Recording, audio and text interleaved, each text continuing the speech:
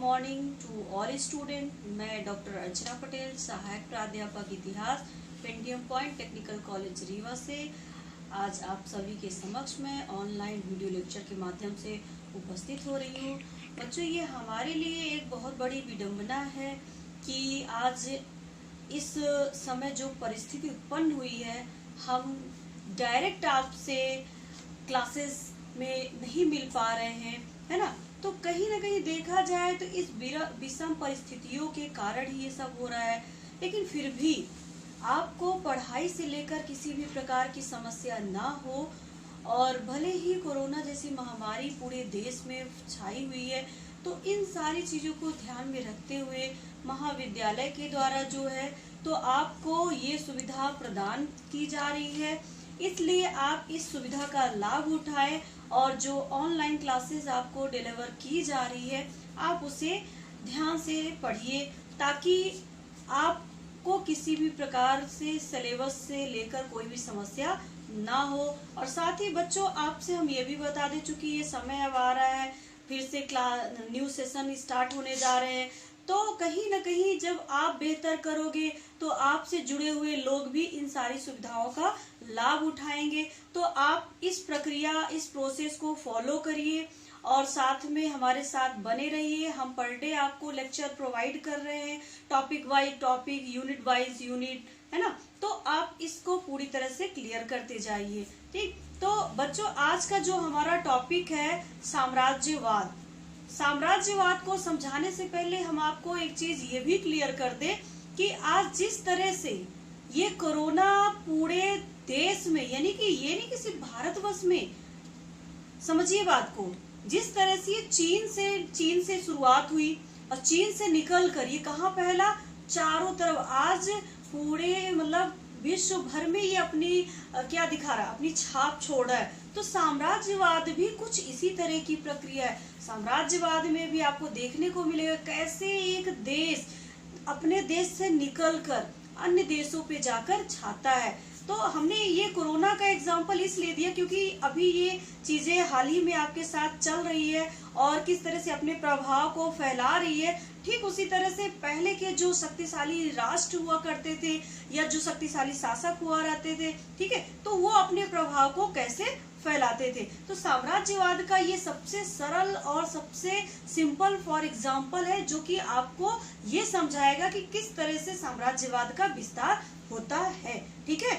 तो यहाँ पास हम आपको साम्राज्यवाद के बारे में बताने जा रहे हैं। उससे पहले हम आपको ये बता दें कि किस तरह से साम्राज्यवाद का विस्तार, ये नहीं कि साम्राज्यवाद का विस्तार सिर्फ हमको विदेशियों के द्वारा ही देखने को मिला, नहीं। साम्राज्यवाद जो है तो शुरू से ही चला आ रहा था। साम्राज्यवाद का अगर हम सरल से सरल शब्दों में अर्थ अगर हम बताएं तो सामान्यतः साम्राज्यवाद का अर्थ है कि क्षेत्रीय विस्तार। क्या है? राज्यों का क्षेत्रीय विस्तार, यानी कि एक राज्य दूसरे राज्य की सीमा पर जाकर अपने प्रभाव को स्थापित करता है, यानी कि उस राज्य को अपने अधिकार में कर लेता है। तो ये क्या है? साम्राज्यवाद के अंतर्गत ही आता है। लेकिन अगर हम बात करें प्राचीन काल की, क्या पहले भी साम्राज्यवाद था कि नहीं था, तो बच्चों हम आपको ये बता दें कि पहले भी साम्राज्यवाद था। कैसे? हम शुरू से ही देखते आ रहे हैं। हमने आपको लास्ट के लेक्चर में बताया था कि जब हमने आपको ब्रिटिश काल के बारे में बताया तो किस तरह से आगमन के बारे में बताया उनके, तो हम आपको ये बता दें कि उस समय भी जो है तो ईरानी आक्रमणकारी आए, ठीक है। ईरानी आक्रमणकारी में आपको पता ही होगा कौन कौन से, साइरस प्रथम, डेरियस, छायार्स, ये सब कौन थे? ये ईरानी आक्रमणकारी थे, जो कि यहाँ, हाँ, ये अलग बात है कि वो अपने साम्राज्य को यहाँ नहीं स्थापित कर सके, ठीक है। उसके बाद जो है तो कौन आ जाता है आपका? यूनानी आक्रमणकारी आ जाते हैं। यूनानी आक्रमणकारी का अगर हम नाम ले तो हमारे सामने एक नाम उभर कर आ जाता है, क्या? सिकंदर। सिकंदर महान, उसके ऊपर मूवी भी बनी है, सिकंदर आजम करके, ठीक है। तो वो ऐसा यूनानी आक्रमणकारी था, वो जो है तो अपने टाइम पे उसने, वो कहाँ का शासक था? मकदूनिया का शासक था और राजा फिलिप का पुत्र था। वो सिर्फ और सिर्फ यहाँ अपने साम्राज्य, क्योंकि वो विश्व विजेता बनने के लिए निकला था, और विश्व विजेता यानी कि चारों तरफ उसके साम्राज्य का ही विस्तार हो। किसका? साम्राज्य का, यानी कि हर जगह किसका हो? सिकंदर का। ठीक है, तो ये क्या है बच्चों, साम्राज्यवाद की विस्तारवादी नीति। ठीक है, तो यहाँ पास हम आपको बता दें कि जिस तरह से सिकंदर आया। ठीक है, अब ये इतना ही नहीं, यूनानी तो आते ही, साथ में आपके फिर इसके बाद कौन आ जाता है, अरब आ जाते हैं। ठीक है, अरब आक्रमणकारी है, अरब आक्रमणकारी का अगर हम ना ले तो कौन आता है, मोहम्मद बिन कासिम। फिर इसी तरह से आपका लेकिन इसने भी अपनी साम्राज्य को नहीं फैलाया, आता जरूर है लेकिन साम्राज्यवादी नीति ये नहीं स्थापित कर पाता, उसके कई सारे कारण थे। ठीक है, फिर इसी तरह से आपके आगे चल के कौन आ जाता है, तुर्क आते हैं। और तुर्क जो आते हैं तो वो जो है तो आपको देखने को मिलेगा कि 1206 से लेकर यानी कि कुतुबुद्दीन ऐबक से लेकर औरंगजेब तक ये तुर्क आक्रमणकारी यहाँ बने रह गए। हमारे लास्ट के लेक्चर में हमने आपको इन सब की डेटिंग भी बता के रखी है, इसलिए इसमें हम ज्यादा नहीं जाते हैं। ठीक है, तो इस तरह से ये साम्राज्यवादी यहाँ पर जो हमारा सल्तनत काल और मुगल काल आए थे क्या था, साम्राज्यवादी नीति। लेकिन इससे पहले भी हम आपको बता दें, जो भारतवर्ष में ही जो छोटे छोटे राज्य हुआ करते थे या होते थे, उनके ऊपर जो बड़े राज्य होते थे वो अपना अधिकार स्थापित करते थे, यानी कि साम्राज्यवादी नीति को अनुसरण करते थे। क्यों? ताकि वो अपने राज्य की सीमा को और अधिक विस्तारित कर सके। ये क्या है, साम्राज्यवादी नीति के अंतर्गत ही आती है। ठीक है, लेकिन अगर हम कुछ परिभाषाओं की बात करें तो परिभाषा में हम आपके सामने चार्ल्स ए बियर्ड का नाम लेंगे। ठीक है, चार्ल्स ए बियर्ड का नाम, इनके अनुसार क्या है, चार्ल्स ए बियर्ड के अनुसार सभ्य राष्ट्रों का कमजोर एवं पिछड़े लोगों के ऊपर क्या अपना अधिकार स्थापित कर लेना। ठीक है, तो मतलब यहाँ पास जो सभ्य राष्ट्र अपने को कहते हैं उनके द्वारा क्या किया जाता है कि जो कमजोर और पिछड़े हुए राज्य होते हैं उनके ऊपर पूरी तरह से अपना अधिकार कर लेना क्या है, साम्राज्यवाद की नीति के अंतर्गत आता है। ठीक है, इसी तरह से अगर हम जो है तो सुमन के अनुसार बात करें तो इनके अनुसार क्या कहना है, इनका ये कहना है कि साम्राज्यवादी नीति जो है चाहे किसी भी नैतिकता की बात करें हम यहाँ पास तो उनके द्वारा क्या है, वो जो है तो किसी भी बहाने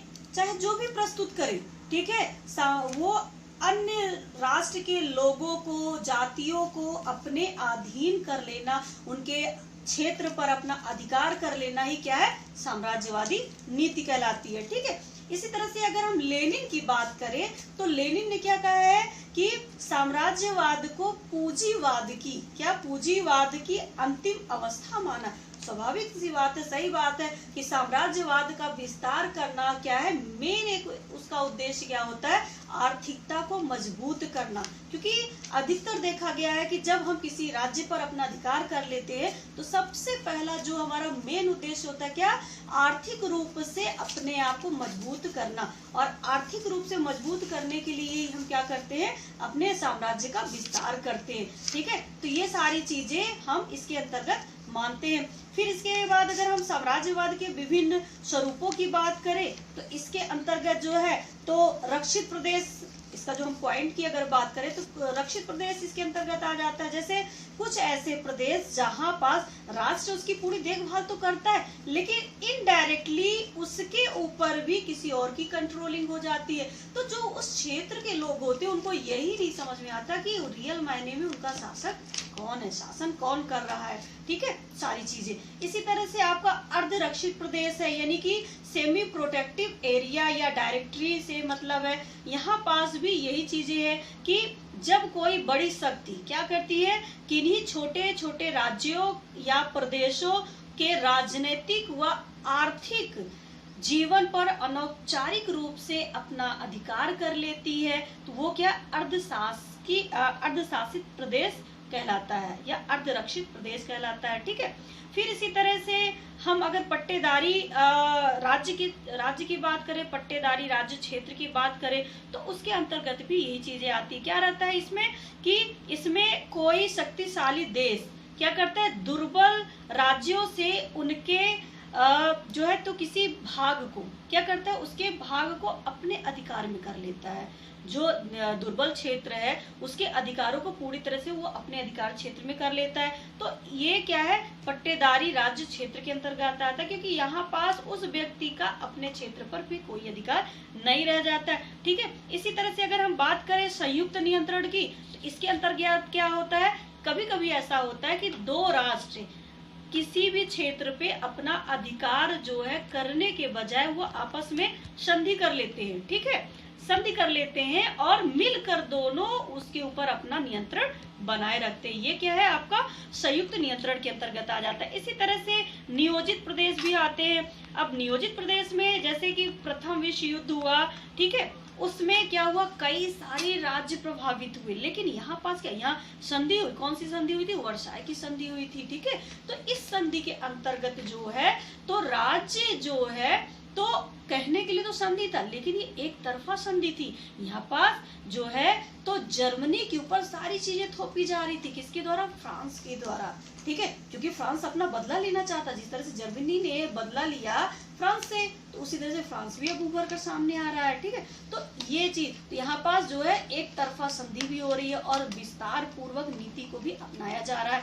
ठीक इसी तरह से आगे चलकर हम बात करें साम्राज्यवाद के उदय तथा विकास के बारे में, तो बच्चों इसको हम जो है तो आपका नेक्स्ट टॉपिक में क्लियर करेंगे। साम्राज्यवाद के उदय तथा विकास के बारे में हम बात करेंगे। इसके लिए हम आपको नेक्स्ट टॉपिक में कल फिर से वीडियो लेक्चर के माध्यम से मिलते हैं। तब तक के लिए हम आपको ये बता दें कि साम्राज्यवादी जो नीति है किस तरह से अपने विस्तार को फैलाती है, ठीक है। तो मेरा बार बार आपसे यही अपील है कि जिस तरह से साम्राज्य, एक राज्य दूसरे राज्य के ऊपर अपना अधिकार कर लेता है, ठीक उसी तरह से आज की ये जो हमारे सामने विषम परिस्थितियां बनी हुई हैं कोरोना जैसी महामारी को लेकर, तो आप इससे जितना हद से हद तक हो सके अपने आप को बचाव करिए। आपके आसपास लोग जो जुड़े हुए उनको भी सुरक्षित रखिए, क्योंकि अगर आप सुरक्षित होंगे तभी आप अपने आसपास के लोगों को भी सुरक्षित करेंगे, वरना कोरोना की इस साम्राज्यवादी नीति से कोई भी नहीं बचेगा, ठीक है। तो बच्चों इस चीज पे आप विशेष ध्यान करिए, मेरा ये अपील है आपसे।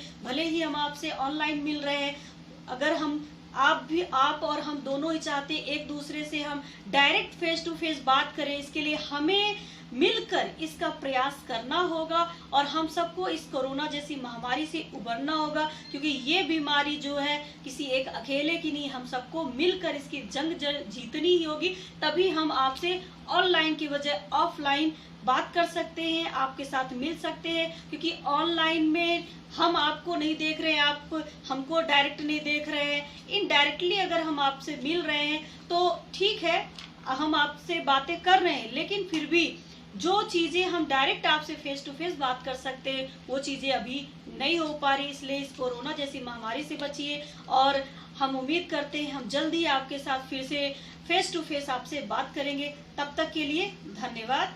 और नेक्स्ट टॉपिक में हम साम्राज्यवाद के विस्तार को लेकर और आगे हम आपसे बात करेंगे। तब तक के लिए नमस्कार।